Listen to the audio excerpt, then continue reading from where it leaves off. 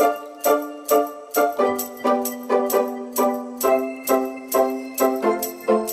Guys, welcome back. My name is Vishal and you are guys watching flash tackle. आज के video में हम बात करने वाले हैं नरेंद्र मोदी स्टेडियम अहमदाबाद के बारे में। यस गाइस, जिन लोगों को नहीं पता मैं उनको बता दूं कि 36 नेशनल गेमिंग का जो ये पूरा सेरेमनी रचा गया था, वहां पर पीएम मोदी भी आए थे और बहुत ज्यादा क्रेजी थिंग हुई और हम सब ने पीएम मोदी के साथ एक ऐसा सिनेरियो बनाया था कि जो बहुत ही ज्यादा क्रेजी था। कि ये स्टार्टिंग हुआ था जब हमें पता चला कि हमें वहां पर जाना है, यानी कि नरेंद्र मोदी स्टेडियम में अहमदाबाद। और वहाँ पे जाने के बाद तकरीबन हम यहाँ से घर से बहुत सारे ग्रुप में जो स्टूडेंट और वो सब थे, वो हम सब निकल गए थे। एटलीस्ट हम वहाँ पर 2 बजे पहुंचे और गैस आप लिटरली मानोगे नहीं, लेकिन वहाँ पे इतनी ज़्यादा भीड़ थी, इतना ज़्यादा क्राउड था और वहाँ पे बहुत सारे स्टूडेंट, बहुत सारे यूथ और बहुत सारे प्लेयर्स भी हाजिर थे जो बहुत ही अलग अलग राज्यों में से आए थे। यस गाइस, जो कि बहुत ही ज़्यादा क्रेजी था।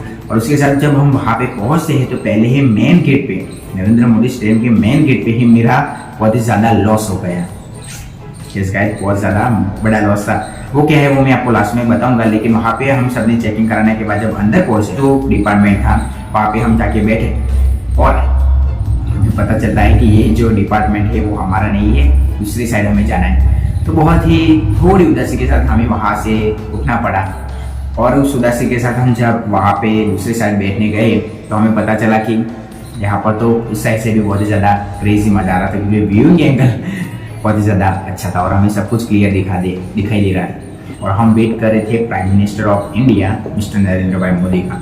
लेकिन हमें जब पता चलता है कि 4 बज गए और 4 बजे जो पूरा माहौल था वो बहुत ही ज़्यादा रोचक हो गया था और बहुत ही ज़्यादा क्रेजी था, क्योंकि इतनी ज़्यादा क्राउड, इतनी ज़्यादा लाउडनेस और बहुत ही ज़्यादा मजा आ गया था। और इसके साथ जब 4 बजे वो स्टार्ट होता है लाइव कॉन्सर्ट की तरह, तो हमारे गुजरात के 3 मेनली सिंगर थे जिन्होंने पूरा रंगमंच जो नवरात्रि में चल रही है उनका गरबा के साथ बहुत ज़्यादा नेक्स्ट लेवल पर सबको उत्साहित कर दिया था। जब हमने सोचा कि अब तो सब खत्म हो गया था, अब भी प्राइम मिनिस्टर आएगी, अब प्राइम मिनिस्टर आएगी, लेकिन इसके बाद अभी एक बात रह गई थी।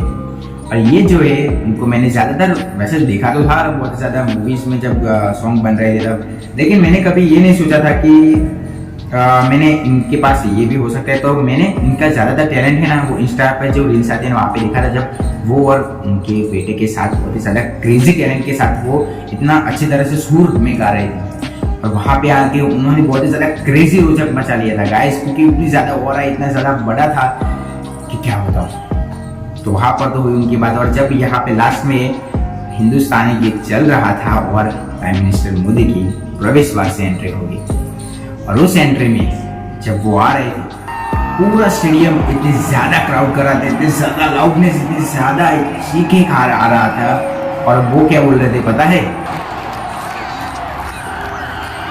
यस गाइस, यही सब बोल रहे थे। और पूरा जो क्राउड था और जब मोदी जी का एक पूरा राउंडेस का एक राउंड उन्होंने चक्कर मारा है स्टेडियम का, तब सबके मुंह से और उनके पास इतना ज्यादा हो रहा था। वैसे मैं आपको बता दूं कि मैंने सबसे पहले ही बार उनको इतने नजदीकी से देखा है, जैसे मोबाइल और टेलीविजन में तो बहुत बार देखा, लेकिन जब रियलिटी में उनका हो रहा क्रेजी था, क्योंकि इतनी ज्यादा ऑडियंस में इतना ज्यादा प्रभाव डालना कोई मामूली बात नहीं होती गाइस।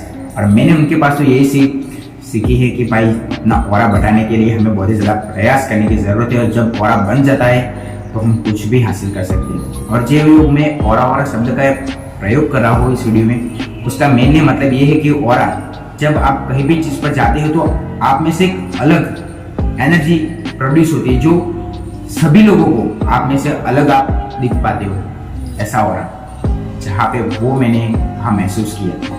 उसके बाद थोड़ी जो भी उसके आगे बाद जो पूरा फंक्शन चल रहा था वो चला और वहाँ पे और भी बहुत ज़्यादा गेस्ट आए थे। अभी पॉपुलर हमारे स्पोर्ट्स के इंडिया का जो गौरव हम बोल सकते हैं वो है नीरज। यस गाइस, नीरज चोपड़ा भी वहां पर आए थे, उसके साथ बैडमिंटन की महान प्लेयर आप इन लोग तो जानते होंगे ना, तो ये सब वहां पर थे और बहुत ही ज्यादा क्रेजी थिंग्स था। और वहां पे जो लाउडनेस थी बहुत ही ज्यादा, इतना ज्यादा मजा आया ना क्या बताओ। लेकिन अब लॉस मेरा कहाँ पे हुआ, तो जब हम यहाँ पे तकरीबन 9:30 बजे हम सब वहां से बाहर निकले और बाहर निकलने के बाद जहाँ पे मैंने आपको बताया कि जब हम फर्स्ट साइड में गेट में एंटर हो रहे थे, तब मुझे बहुत ज़्यादा मैंने आपको बताया था कि मैंने इस वीडियो में कि मुझे बहुत ज़्यादा गर्मी लगती है, तो मैंने एक फैन और ह्यूमिडिफायर गैजेट मंगवाया था, तो वो मैं साथ में ले गया था। और वैसे वहां पर तो मेटल डिटेक्टिव होता है ना, उसके वजह से तो मैं अपना जो बेल्ट होता है ना वो भी नहीं पहन के गया था, क्योंकि वहां पे मेटल डिटेक्ट होता है तो वहां पर छोड़ देना पड़ेगा। तो इसलिए मैं तो सिर्फ फैन लेके गया था कि अगर स्टेडियम में हॉटनेस होगी, गर्मी होगी या फिर कहीं भी, तो मैं उसको यूज कर सकूँ। लेकिन वहां पर जब चेकिंग हो रही थी तो उन्होंने मेरा फैन देखा, और फैन देखने के बाद उन्होंने बोला कि इसको डस्टबिन में डाल दो। मैंने बोला सर ये तो बहुत ही ज़्यादा महंगा है, इसको मैं डस्टबिन में नहीं डाल सकता, मैं इसको वापस आके ले जाऊंगा। तो फिर उन्होंने मुझे कहा कि यहाँ पे जो छोटी सी जगह थी वहाँ पे रख दो। और मैं जब वहाँ पे रखने गया तो बहुत सारे लोगों के ब्लूटूथ और ब्लैक, जो वहाँ पे ब्लैक क्लोथ पहनने को मना किया था तो वो सब थे। तो उसके साथ मैं गया अंदर और वहाँ पे साइड में छुपा के रख दिया कि कोई ले ना जाए। और ये सब होने के बावजूद जब हम बाहर निकल रहे थे रात को, तो सब तो आगे दौड़ रहे थे क्योंकि बहुत ज़्यादा भीड़ थी, और एक साथ इतनी ज़्यादा क्राउडनेस बाहर निकलेगी तो आपको पता है कितनी भीड़ होगी। और जब हम और मेरा दोस्त अंदर देखने जा रहे थे कि चलो भाई उम्मीद है कि वो बचे रहे अपना फैन, तो वहाँ जाके देखते हैं तो गायब था। तो मेरा फाइनली जो लॉस था वो हिमड़ी फायर फैन गुम हो गया था। और ये फाइनल मुझे तकरीबन 500-600 रुपये का लॉस तो वहाँ पे गिर ही गया। और लेकिन मज़ा बहुत आया और दुख भी थोड़ा हुआ कि भाई क्या हो गया।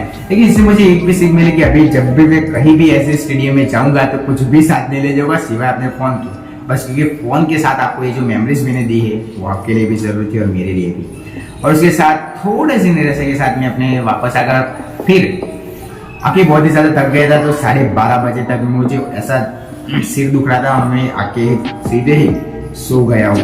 भाई आप सभी लोग के ये वीडियो बना रहा हूँ। वैसे आपको ये पूरी स्टोरी कैसे लगी मुझे जल्दी से कमेंट करके बताएं। से नेक्स्ट लेवल वीडियो बनाने के लिए चैनल को सब्सक्राइब करो। मिलता हूँ और एक वीडियो में, तब के लिए जय हिंद जय भारत।